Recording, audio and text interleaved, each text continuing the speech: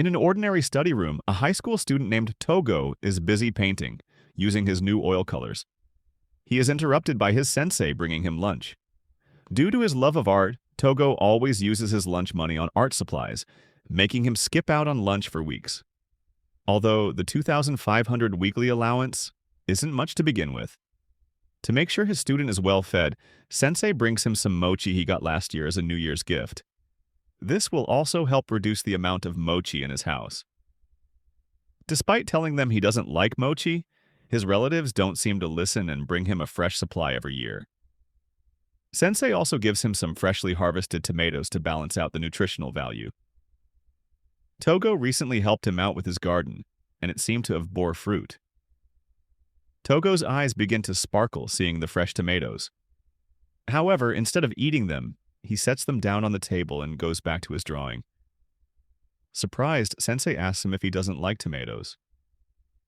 Togo replies telling him that he just wants to draw them.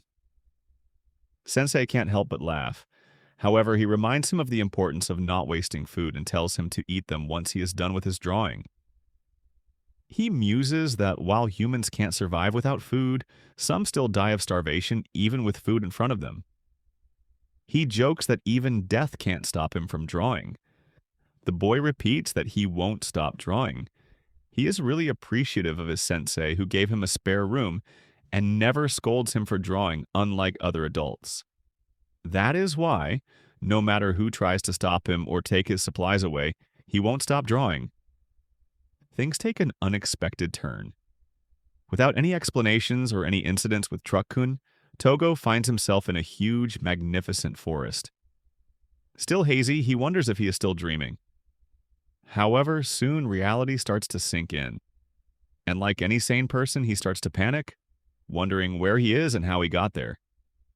Looking around, he finds strange things like glowing flowers, smiling sunflowers, and mushrooms that are even bigger than him. It's clearly not normal. Putting two and two together, he realizes that the only explanation is that he is in another world. Panic doesn't help anybody, so he tries to calm himself and assess the situation. Looking around, he finds the greens of the jungle fascinating and the air clean. He also finds familiar flowers like dandelions, viola, trigonotus, and winding snout bean, but others feel eerily out of place. Their presence here is beautiful but unsettling. He realizes that his first priority should be to find civilization. After looking around for hours, Togo finds nothing. Stranded with no one in sight, Togo is starving, for the first time truly willing to eat. Maybe he was brought here just to finally learn the importance of food. He leans toward a flower to check if it's edible, but is horrified when it speaks back with a cheeky smile. Tired, hungry, and alone, Togo notices the jungle is strangely empty, just talking flowers and an odd, heavy aura. Yet, even in such a dire moment, all he can think about is drawing. He remembers how, around this time, he'd usually be sketching after studying just enough to avoid trouble. That memory sparks something in him. Checking his jacket, he finds an eraser, a pencil, and some sheets of paper, his cherished tools. With them in hand, he draws using a glowing flower as a lamp. Since he's starving, he instinctively sketches food. Mochi and barley tea, just like at Sensei's. As he draws, Sensei's voice echoes in his memory. Even death won't stop you from drawing. As he does so, something fascinating happens. The drawn mochi begins to rise off the paper, forming into a 3D object. Without questioning it too much, he drops his pencil and grabs the mochi and tea. Astonished but hungry, he devours them. They taste just like the real thing. As he finishes, he notices the drawing has vanished from the paper. It's blank and reusable. He draws more mochi. Again, it materializes. He keeps going until he's full.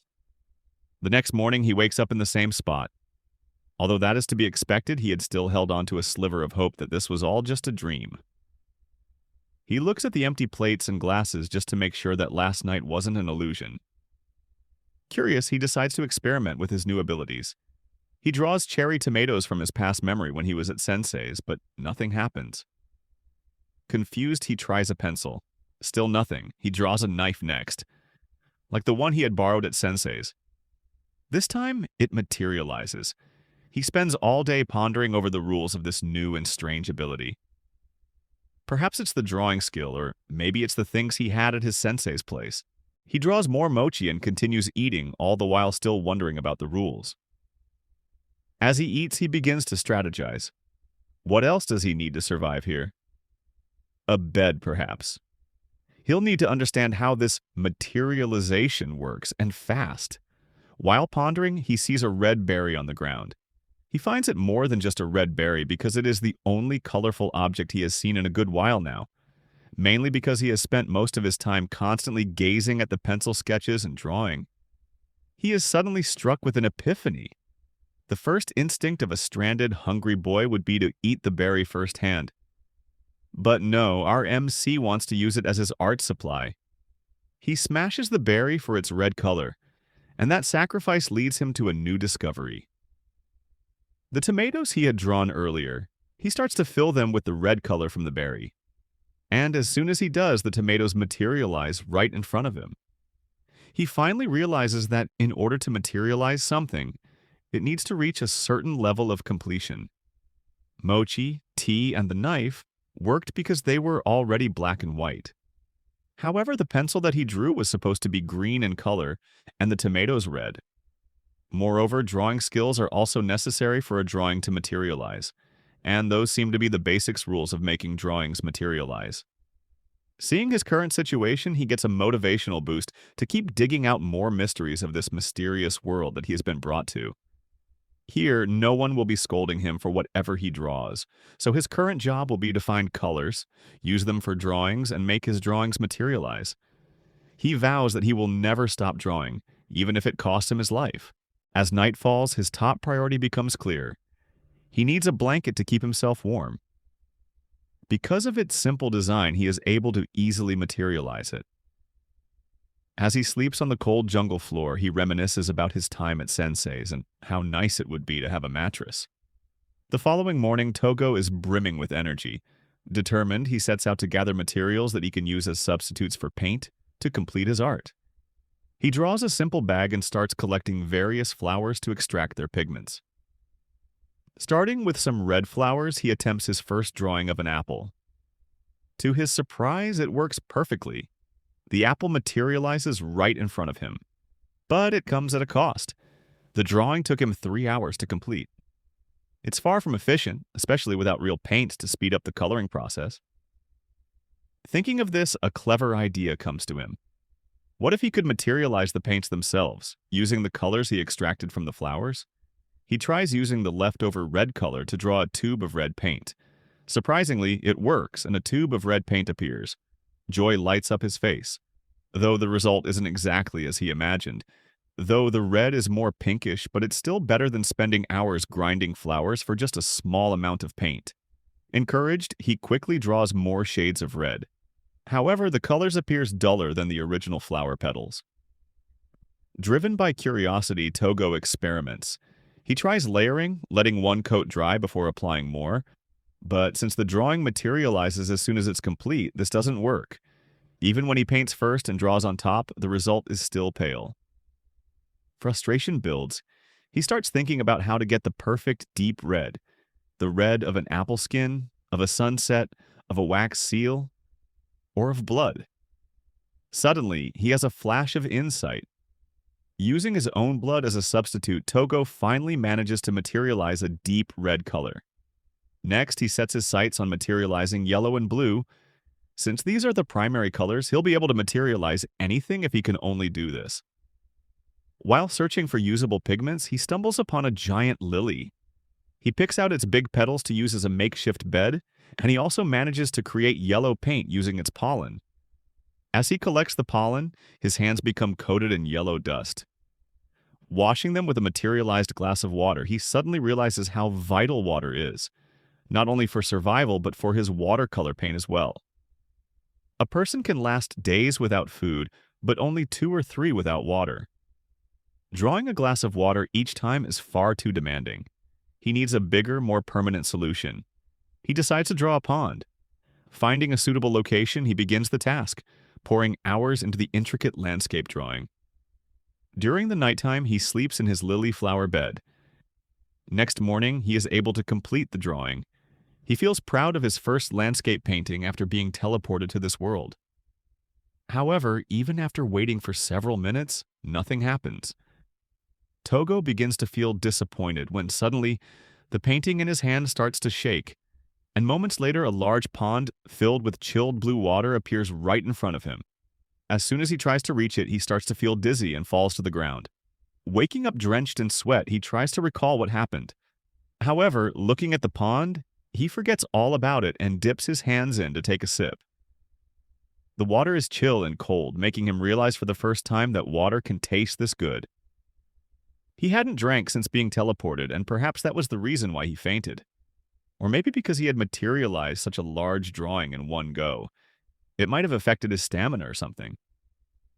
Now that he's rehydrated, his hunger returns. He wants meat, but to cook it, he needs fire. He draws a magnifying glass and positions it under the sun over black painted paper. The paper catches fire under the concentrated rays. With a skillet, he sears the meat and takes a bite. It's edible but bland. Drawing some salt, he seasons it, and the taste improves immediately. After resting, he takes inventory of the colors he's created so far. Reds from flowers, berries, red clay and blood, yellows from pollen and clay, and a variety of browns. He now has many base tones, but he's still missing the crucial blue color. He recalls that blue comes from a gem called lapis lazuli, or possibly cow's blood. But he also needs green. He picks a vibrant leaf and attempts to grind it, but it turns brown instantly, rendering it useless. Only if he could capture the exact color of the leaf. That gives him an idea. He cuts up the leaf and pastes the pieces directly onto the paper, creating a collage-style faux edamame. It materializes immediately, this confirms it. Using real materials for color, physically adhered to the drawing, can work. He experiments further, creating vibrant greens and expanding his color range. Eventually, fatigue catches up with him again, and he decides to call it a day. The next morning begins with a healthy and hearty breakfast, food he has drawn and prepared himself. Then it's back to work, drawing and creating, the only job he now knows. He starts with more colors, still searching for blue, but beyond color, he's running low on essential supplies like pencils and paper, and needs to address those quickly. He also wants to draw a house so he can draw comfortably. Most of his fatigue stems from sleeping in the open without proper shelter. Sketching in his new sketchbook, his thoughts drift. There's so much he wants to try, so much he now can do, and no one to stop him. That thought fills him with a deep sense of satisfaction. It's a feeling he hasn't experienced since childhood. Now he has everything he once dreamed of. The freedom to draw whatever he wants, a home to live in, and no one to suppress his emotions or passions. The thought is strange but comforting.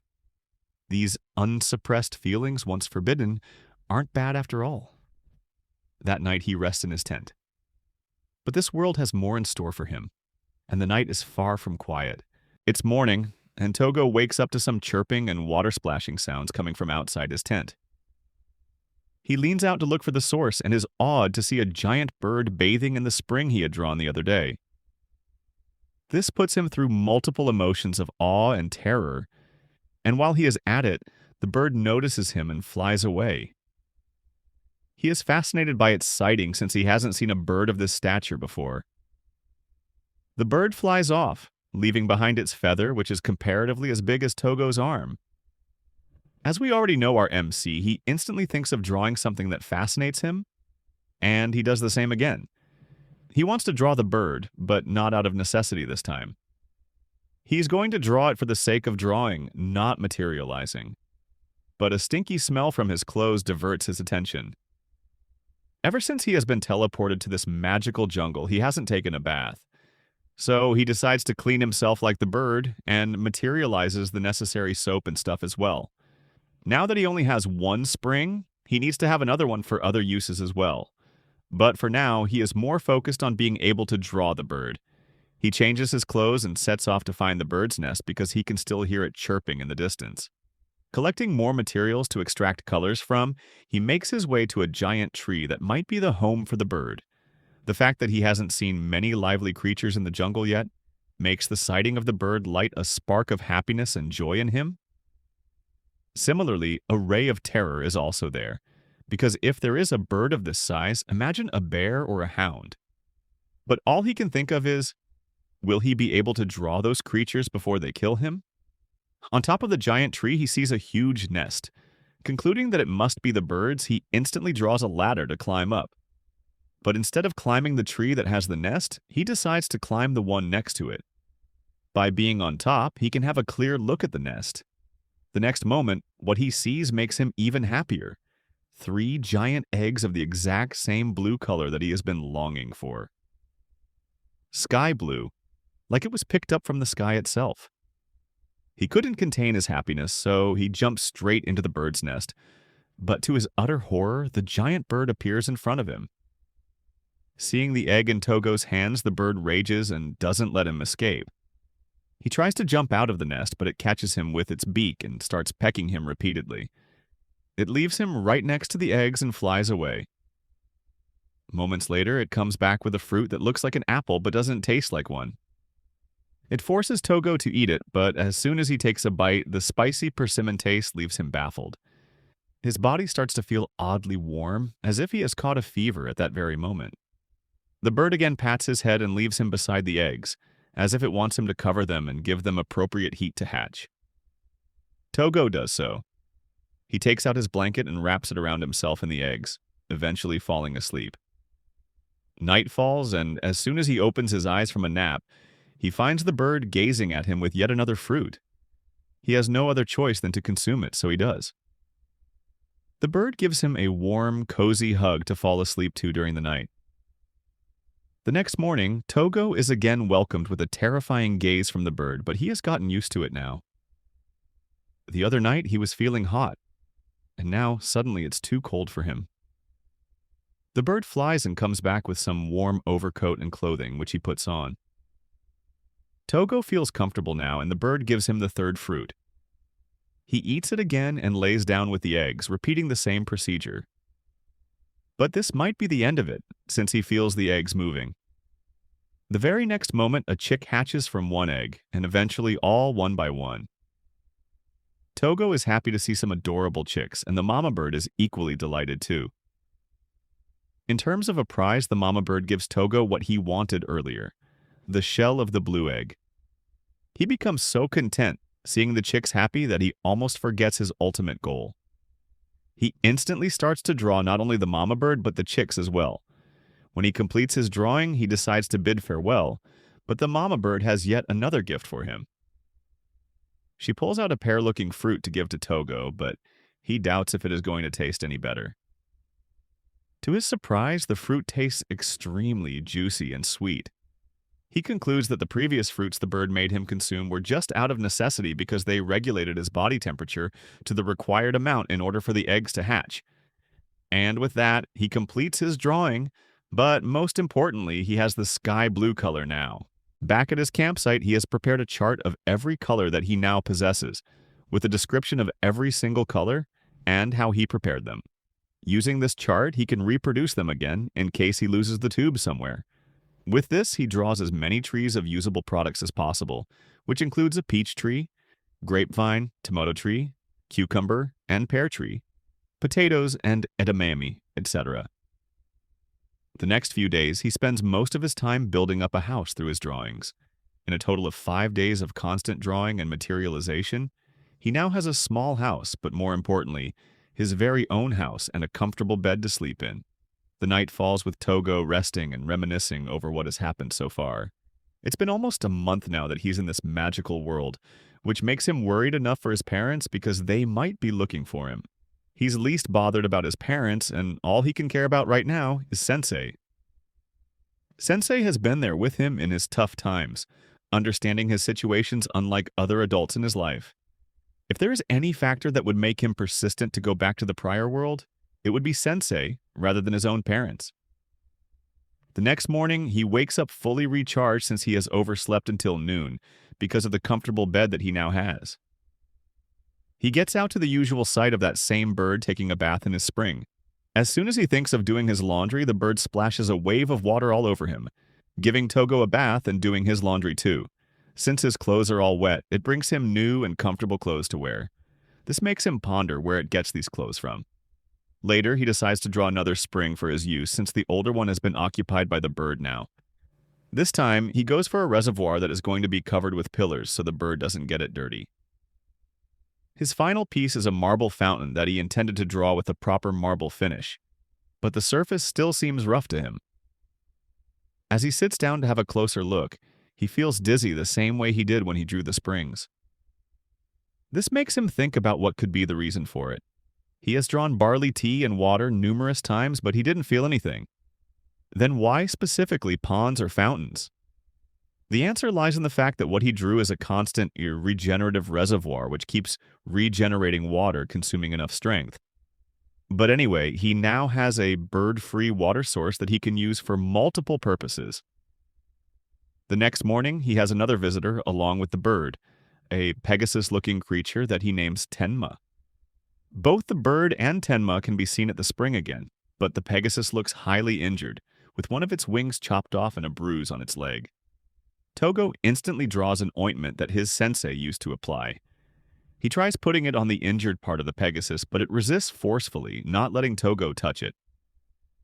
It runs away, but the very next morning it can be seen lurking and grazing around Togo's house. Due to its injuries, it can't seem to reach the grass properly. Seeing this, Togo picks up his sketchbook and draws some longer grass around the area. With this, he gets to know of a new hack. He can apply his magic to pre-existing things as well, like he did while drawing the spring. To verify it again, he draws band-aids over Tenma's wounds, and to his surprise, it works magically. This makes both the Pegasus and Togo happy. With that, Tenma finally lets Togo touch and caress it. In his head, Togo ponders that, despite it being a rough attempt, the band-aid still materialized. This puts him through thoughts that he can do so much with this phenomenon, but first, he needs a lot of practice. While he thinks of practicing, another wounded Pegasus appears and Togo helps it heal its broken horn. Now it's time for him to clean up since it's morning, and he still needs a bath. The second Pegasus tags along, and Togo tries touching its horn. As soon as he removes the band-aid, he realizes that the horn hasn't just healed, it has been regenerated. The very next moment, he faints and falls to the ground. He wakes up to the bird on top of him, keeping him warm while he is asleep. He conveys his thanks to the birdie and looks out to see that both the Pegasus are still there with him. He checks out the horn of the Pegasus by removing its band-aid, only to find out that it hasn't merely recovered or materialized. Instead, it has been restored. With this, he discovers the phenomenon of restoration, a big discovery for him which he'd want to try more in the future.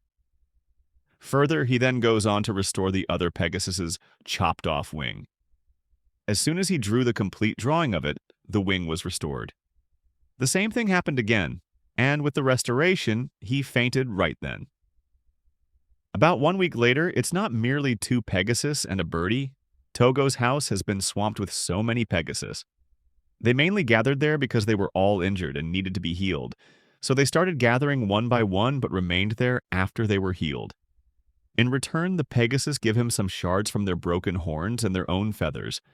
Additionally, all the Pegasus take him on a ride over the vast jungle, which is almost surreal for Togo.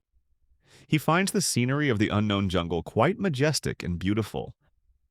After the fascinating ride, they can be seen bathing and enjoying themselves. That's when Togo realizes that it's been more than just a month now that he has been teleported to this world of jungle. He has seen animals of different kinds already, but encountering a human life at this place is a first-time experience in a while. Just when Togo thinks that finding human life in this mysterious place is quite impossible, he meets an intruder while on a walk with the 2 Pegasus he recently healed.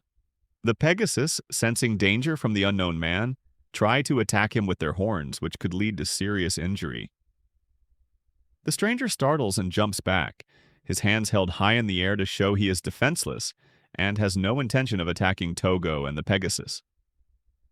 The stranger asks Togo if he is the spirit of the place, as he looks like one. Poor Togo's jaw drops in shock at the stranger's comment, and he immediately shouts that he is not a spirit. The Pegasus then start making loud neighing noises, making it impossible for the strange man to hear Togo as their shouting match goes back and forth. The Pegasus then start poking the guy with their horns, while Togo tries to make him accept that Togo is not a spirit. This leaves the poor guy desperate for his life as he pleads for his safety, trying to convince Togo that he did not mean to intrude on his house. Apologizing to Togo, the man says he'll leave right away. Just then, Togo shouts out loud that he is a human and not a spirit, and the man finally realizes this fact. The man stands staring at Togo's face, finally telling him that he couldn't distinguish whether Togo was a man or a woman, which Togo finds astounding. The man finally introduces himself as Faye Blod Redguard, the second son of the Redguard family. But Faye isn't shocked or confused at all when Togo tells him he is from another world, and instead seems excited, saying that the rumors of people getting teleported there from another world are quite famous. Faye welcomes Togo enthusiastically. Faye explains how the land around here is technically wasteland, even though it is moderately close to the capital and also has a wide area. This is because the majority of the area is untamed forest, and in reality, the Redguard territory is just like a thin ring around the whole forest. He explains how the forest might belong to spirits, so it is a rarity for humans to enter there. Faye then seems to be talking to himself, saying that poachers have entered and are probably hunting for Pegasus feathers and unicorn horns. Faye, suddenly realizing that Togo might be a poacher too, or knows anything about the poachers, turns to him with a fierce and blazing look in his eyes, demanding the truth. Togo manages to convince him of the truth after showing him how all the Pegasus trust him. Faye finally believes him, as Togo doesn't really look like the kind to have any relations with blood and conflict. Faye then reveals that he is actually lost, and since it is now dark and he has nowhere to go, he pleads with Togo to do him a favor and let him stay at his place tonight. Togo picks up his drawing book and draws a couch on it, which immediately comes into existence in reality, right in his living room. Faye looks astonished by the magical show. He asks Togo if he knows how to do any other kinds of magic as well. He is astounded to find that he doesn't, and then explains how most people in this world know how to conjure fire or water. Faye looks as if he is struck by lightning when Togo says he doesn't know that kind of magic, as it is actually more unusual when someone in this world doesn't know how to conjure them. Poor Togo facepalms himself in his imagination, thinking if he had learned and mastered those basic skills, he wouldn't have had to make all those fountains through drawing. Time skips, and Togo now lies tossing and turning in his bed, unable to sleep because of having a stranger in his house, getting up and contemplating whether it is okay or not to draw Faye, and then discarding the idea since it is inappropriate. Looking out of the window at the Pegasus, he decides to draw some carrots for their feed. The next morning, Faye can also be seen eating some of those carrots, saying that the weather is nice, so the spirits must be in a nice mood.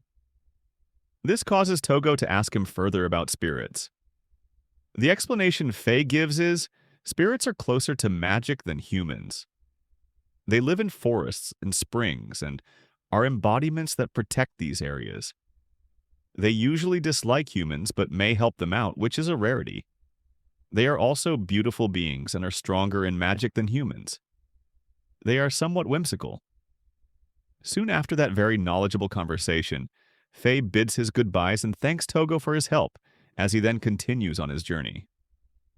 Just as Faye leaves, the big bird returns and gives Togo a paper on which something is written in a language he does not understand.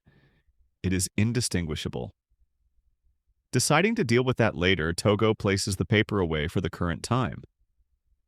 One of the unicorns then picks up Togo by his hood with the help of his horn, placing him on his fellow Pegasus as it starts galloping at a swift and rapid speed, nearly causing Togo to get flung off. Tenma then safely drops Togo in a bush, and he sits frozen in shock as he watches two Pegasus getting captured by poachers, petrified as he watches them talking about how they will be able to make a good amount of money by selling the set of wings. Just then, Tenma confidently walks out towards the poachers, who are excited that they can now capture another Pegasus.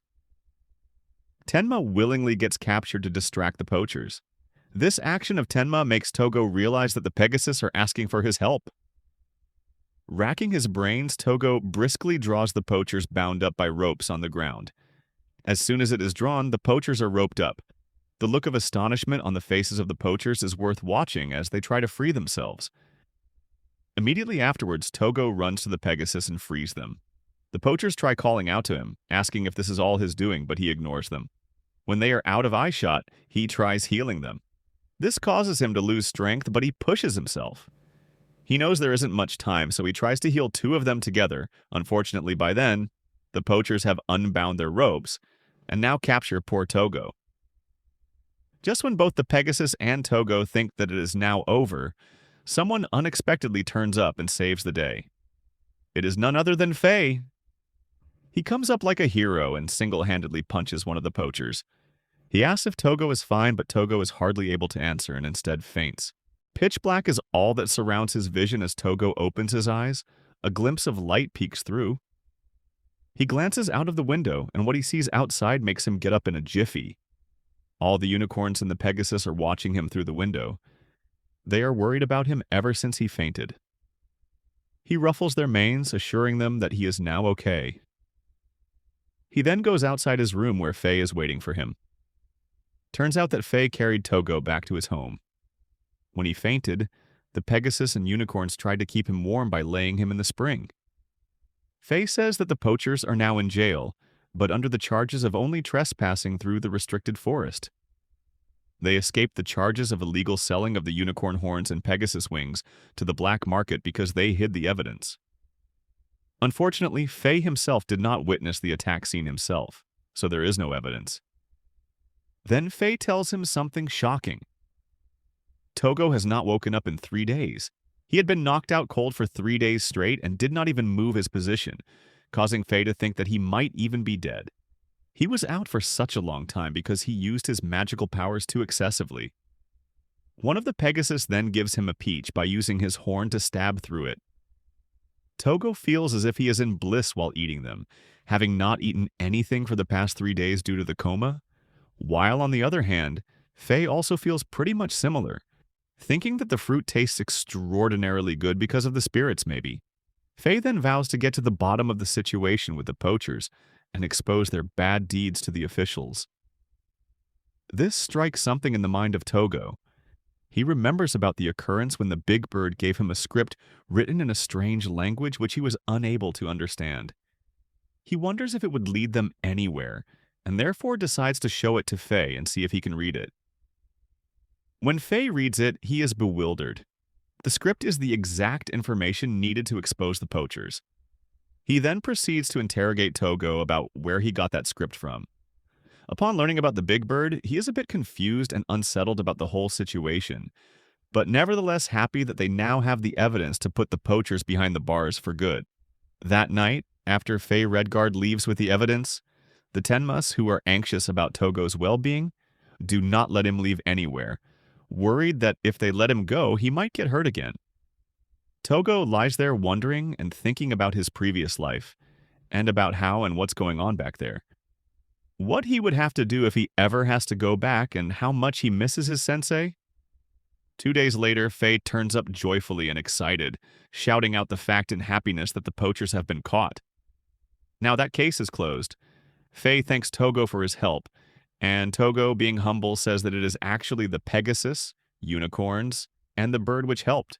Reacting to this, Faye bonks Togo's head, saying wholeheartedly that if he had not been there, the bird, Pegasus, or the unicorns, none of them would have moved even a single inch. Faye then surprises Togo and gives him a shock by asking him how he would like to get repaid. Togo, being an extremely humble person who desires nothing but his art and peace, refuses the offer. But Faye goes on insisting, so Togo racks his brain and comes to a conclusion. He does not ask for any trophy or territory. He asks to have proper permission to stay there.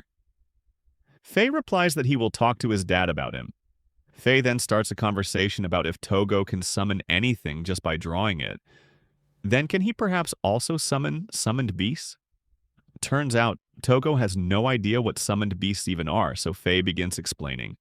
They are magical beasts controlled by humans and are quite expensive to buy.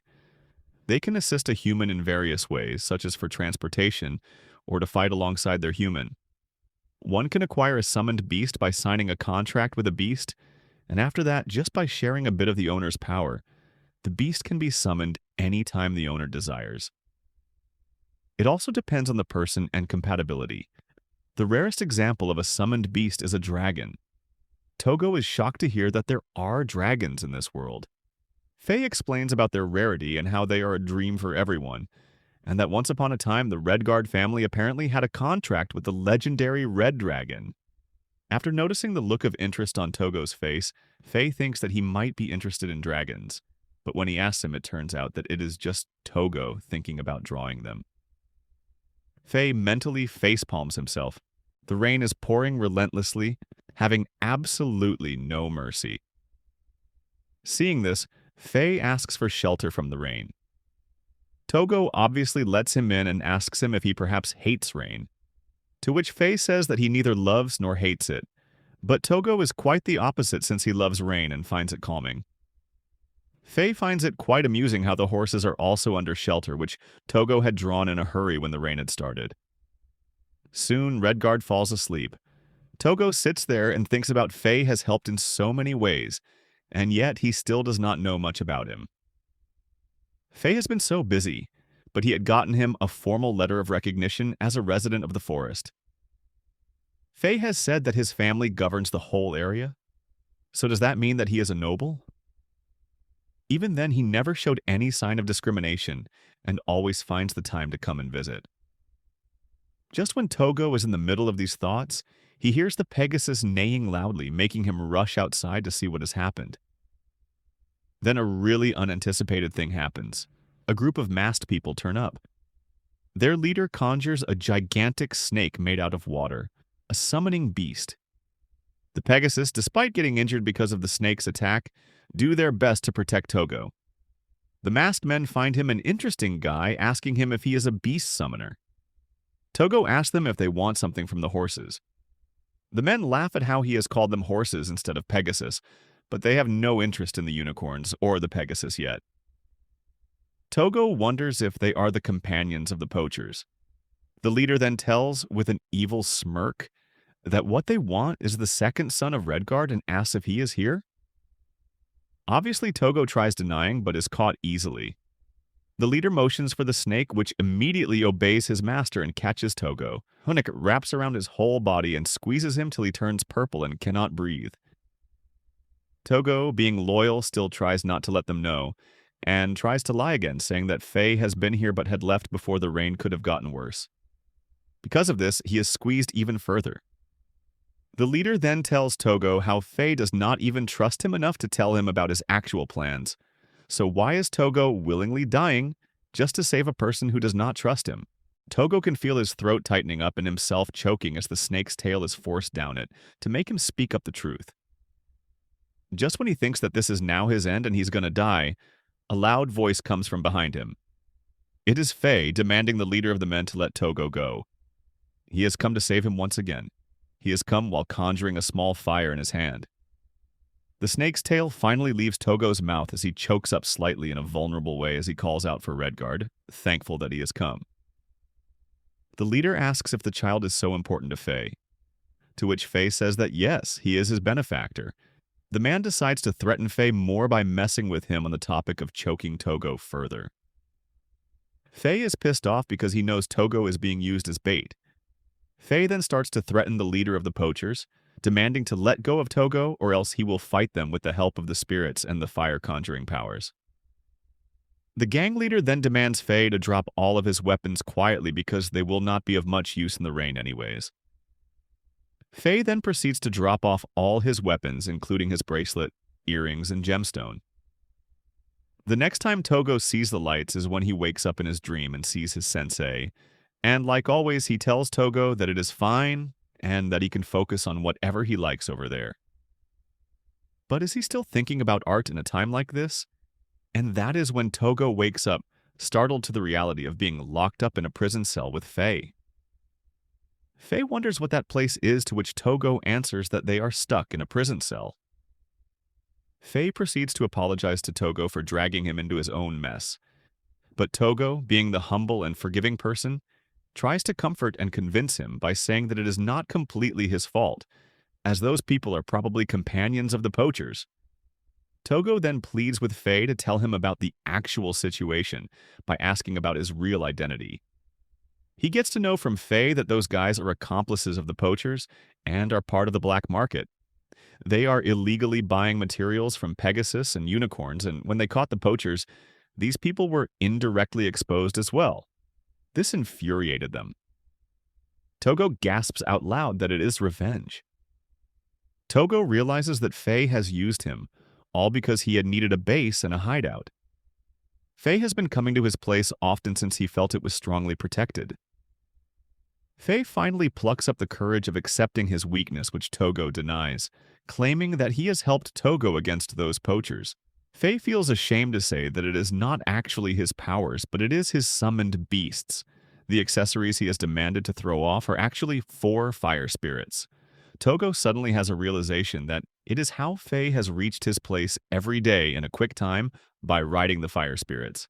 Faye proceeds to explain that his fire spirits cannot be let out on rainy days, and when that happens, he is unable to do anything to save himself. Faye asks Togo if he remembers what he has said to him before, that it was rare to find someone who could not do magic. Turns out that Faye is the rare one. Ever since Faye was a kid, neither has he had any talent in swordsmanship, nor can he conjure magic to a great extent. The guilt of dragging Togo in that mess and for hiding so many things from him is still eating Faye alive. But he promises to make sure to let Togo escape without a single doubt. Turns out that Faye has a knife hidden in his boots, but it still does not seem like the lock can be broken. Faye then asks Togo if he can draw the key for the lock and conjure it to help them break out. But without knowing the shape and size of the key, Togo cannot draw it, and neither does he have any drawing materials.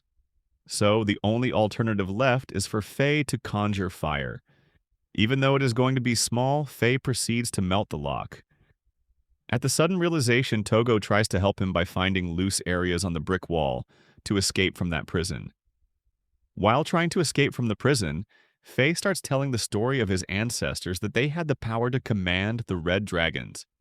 He even shows Togo their family crest embedded on the handle of his hidden knife. The dragon is the symbol of the Redguard family, but neither his father nor his brother can ever control a dragon. In the end, it is just their wishful thinking. Just then, as Togo is trying to convince Faye not to think bad about himself, the men turn up again. They are frustrated to see how both of them have managed to slip out of the ropes that were binding them. Faye has burned through them easily. The men say to Faye that they will settle the matter outside and want Faye to spill all the information he knows. As the men hold the lock to open it, their hands burn. The key drops from the man's hand and Faye picks it up right on time and kicks the man out of his way, proceeding to free himself and Togo from that prison. Just as everything is going according to what they want, one of the men stabs Faye beside his kidney, injuring him. Togo is frozen in shock, as he is unable to handle the situation. Faye falls on the ground. Togo shouts out for Faye in a desperate noise, but he is unable to do anything for him. The giant water snake picks up Faye from his mouth to carry him away. The leader smirks as he says to Togo that he will treat him kindly as he thinks Togo is going to be useful for them. He demands him to behave himself and not to resist if he wants to stay alive. Togo is left all alone in the cell, locked up with the pool of Faye's blood on the ground. He feels scared and is unable to bear the pain of looking at the blood of his friend. He starts getting flashbacks from his past of when his sensei has claimed that even if Togo is on the verge of death, he will not stop drawing, as well as when Faye found Togo's love for drawing. Astounding. He wants to change everything in their favor. He cannot let this happen anymore. So even though he does not have any art supplies, he draws. He draws from the blood of Faye, which is on the ground in the form of a puddle, and when he runs out of blood, he cannot stop right now. He has to complete the drawing. He takes Faye's knife and makes a cut on his arm, drawing blood to complete the drawing of the red dragon. Lo and behold, it appears. The red dragon listens to Togo as he commands it to go and save his friend, who is similar colors as the dragon. The dragon goes flying, breaking down walls on his way, causing chaos and destruction. instilling fear in the poachers' hearts. Everyone is shocked to see what is going on. While back in the prison cell, Togo passes out while thinking about his love for drawing, from fatigue and overuse of his magic powers. Togo wakes up in a comfortable bed.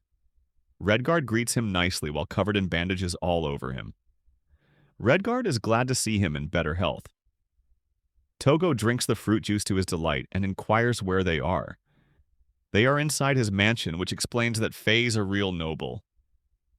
Redguard's injuries are quite serious. He lost his eye and a few fingers and still cares for the boy's health. Redguard thinks his injuries were worth it because he obtained his newest summoned beast, the Red Dragon. Togo is delighted to note that his creation became an actual summoned beast in the end. The dragon single-handedly defeated the black market poachers and had them escape from the area. Togo is surprised to note that it is smaller now, and Redguard thinks it may have something to do with his insufficient magic power as a contractor. Entering their room, two men greet Togo. The two are respectively Redguard's father and older brother. Togo is glad to have met the two, and yet Faye's older brother thinks it is all thanks to Togo that they are in one piece. Lord Redguard is honored to have the boy all well after recovery, appreciating him for his efforts. Redguard reminds him that he was out for 10 days, since a few days have passed with Togo recovering himself. He wants to go back to the forest and continue his life of drawing. Redguard hurries to give him a view of his fire beasts. Togo is surprised he still has access to them despite throwing away the accessories containing the beasts. Redguard explains that he went back to search for the items, and they were all carefully placed nearby as if a person had done it for him. They return to the forest. With Togo's return, the unicorns and the Pegasuses are happy to meet the boy. Redguard is about to return home, but Togo wants him to stay for a while for a portrait. Togo begins drawing away and wants the first picture to be Redguard's after his return. He sat still for quite a while until he finished the portrait. Redguard realizes that Togo is just trying to heal him because of his experience with the horses. Redguard thinks to borrow the paper and pen from him and tells Togo that he has medicine to restore his fingers. Togo is shocked to take note of such medicine, and yet Redguard feels comfortable rejecting his arrangement for the medicine. He wants to be in Togo's care until he heals, even though the little artist has little faith in his own abilities. Redguard expresses his utmost faith in the boy and advises him to be confident. Togo continues drawing away until the next day. He faces difficulty replicating Redguard's colors. Meanwhile, his summoned beast, the Red Dragon, has made its way to their place in search of its contractor. Togo is struck with a realization at last. He decides to craft the color from the dragon's scales, creating just the perfect scarlet color of Redguard's eyes. With this, he completes the perfect portrait of Redguard. Both of them experience a sudden change. One recovers while the other collapses. Redguard covers for Togo until he wakes up again. He is fully healed thanks to Togo's efforts, who also feels lighter because of the shared magic of the mythical beasts. Redguard is impressed with the boy's compatibility with the animals. They ride away to get back to his place. Redguard also prefers they share a closer relationship and wants Togo to address him by Faye. The two get along as best friends and count on each other in times of need. Faye makes an odd request for Togo to draw his family's portraits. He is rather sad that his picture disappeared because of the materialization effect. Togo happily accepts remembering his teacher's most precious words. The Redguard family members welcome him with such awe after his achievements with Faye. They treat the boy to a delicious feast. Togo eats the delicious food, while Redguard advises him to eat plenty because of his usually low intake. Faye's father makes him a grand offer of becoming a retained artist for the family. Togo is surprised by the offer, with Faye explaining that such an artist is one they can employ to places, allowing Togo to be paid for each expense necessary. Togo questions if it means he has to draw pictures for a living, and Lord Redguard confirms the fact. Togo seems to be puzzled about the thought and wants to reconsider. Later, he sits down in solitude, thinking that turning them down may have been rude coming from him. Togo is haunted by his previous life experiences coming from his family. He remembers his childhood when he approached his sensei and startled him. The boy was devastated, but his sensei always kept an open door for him. He asked Togo what happened. The boy miserably replied that all of his art items were thrown away by his parents, bringing him the most pain in his life. His teacher tries to console the boy at least, but Togo sadly reminds himself of the time his old teacher said he could go to an art school. He happily told his family and, in return, was scolded for the thought. His parents loomed over the boy's innocent dream. Here I am, know it's been a while. I was in denial about my love. Here I stand,